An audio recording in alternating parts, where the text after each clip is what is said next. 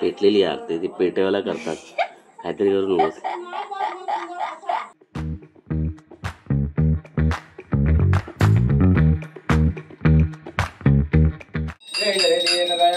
सत्यनारायण देवा सत्यनारायण देवा पंचारति ओवाळू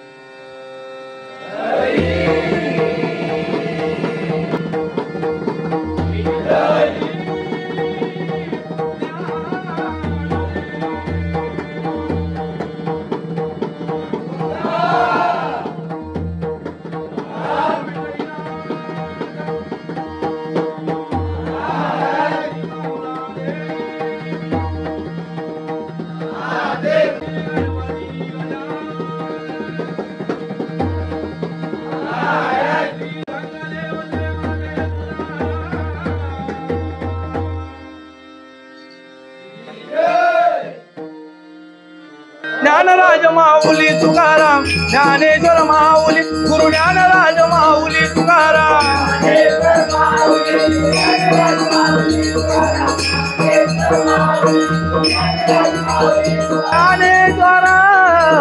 ज्ञानेश्वर ज्ञानेश्वर ओ ज्ञानेश्वर.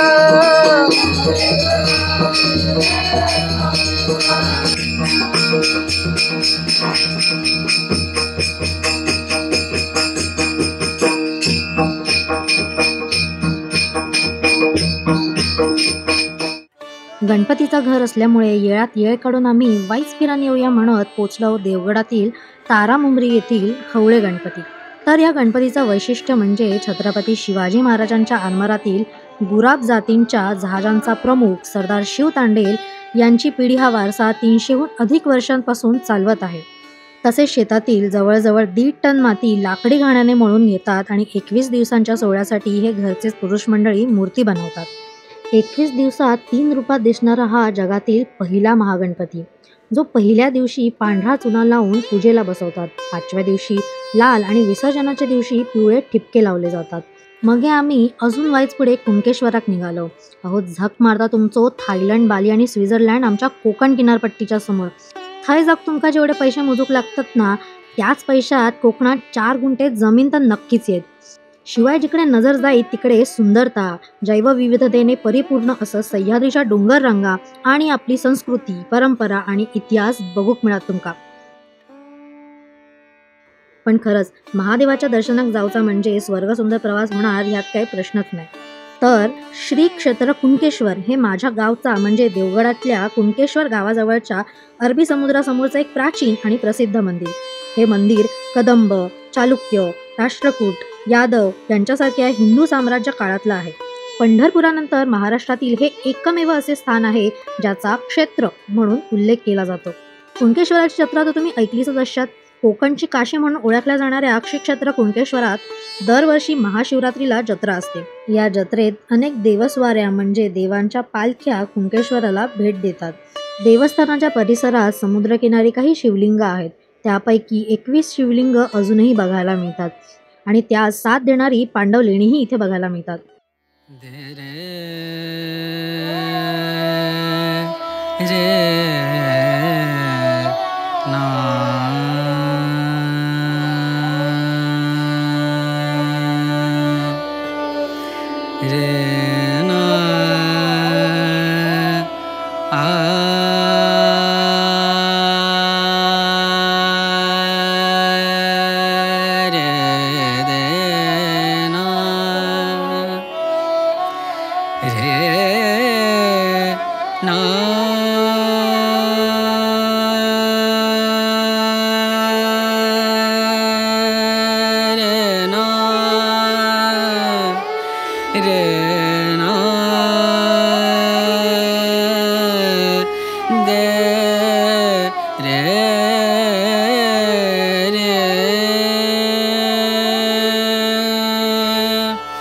रे ना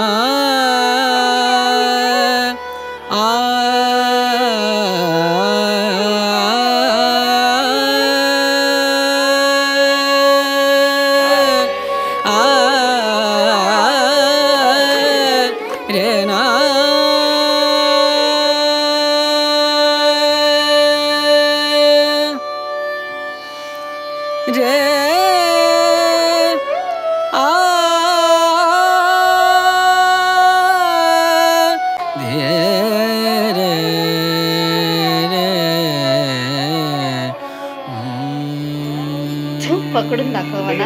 हा बघ ना इथे पकडू शकतो त्याला. Let's see. मला तर बघायचंच आहे. तुला तू पकडू शकतोस का? चला, एवढी मेहनत करतोस ना.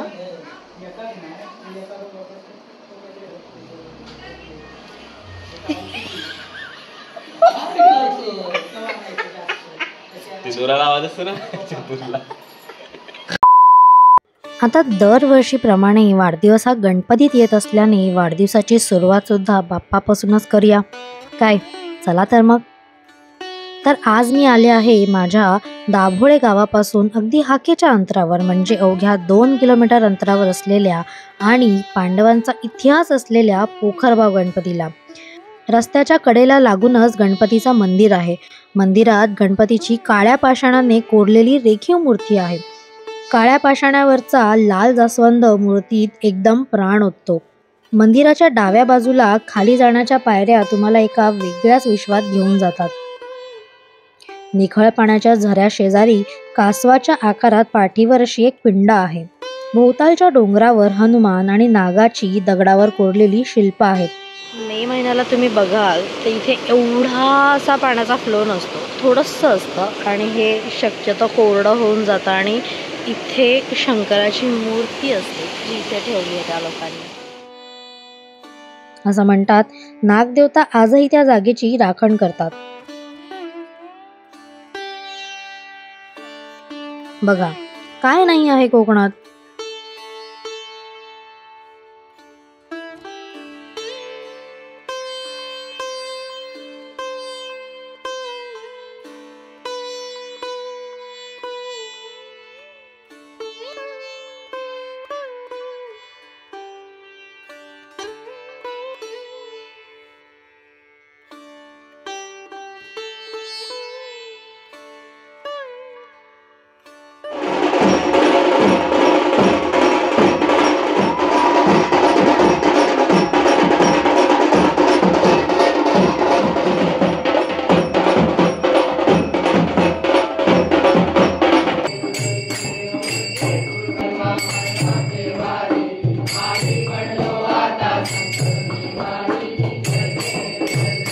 महादेवा गणपती गजानन महाराजा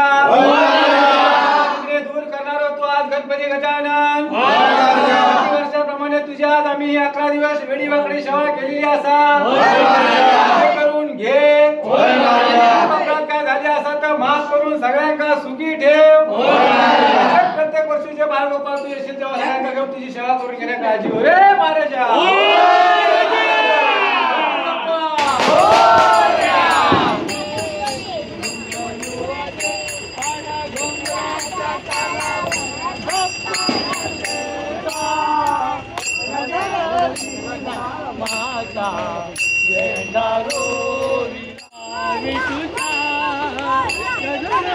पुण्याचा ढासळा लाडा सळला आंबा पुण्याचा ढासळा बांध मोत्याचा कोसळला कोसळला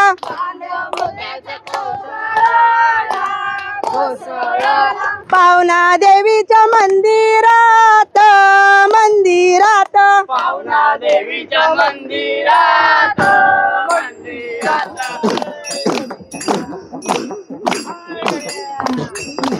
बसलं ते नाशिलं ढेकून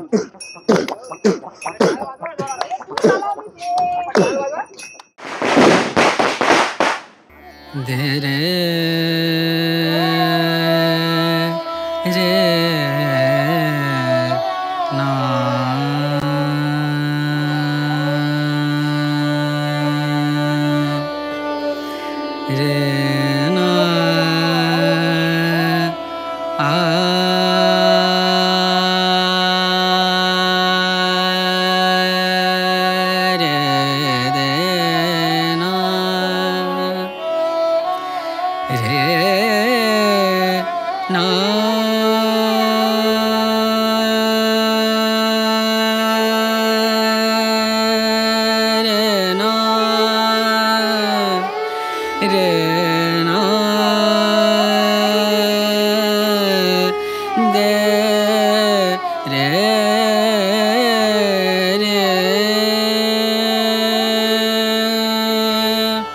रे ना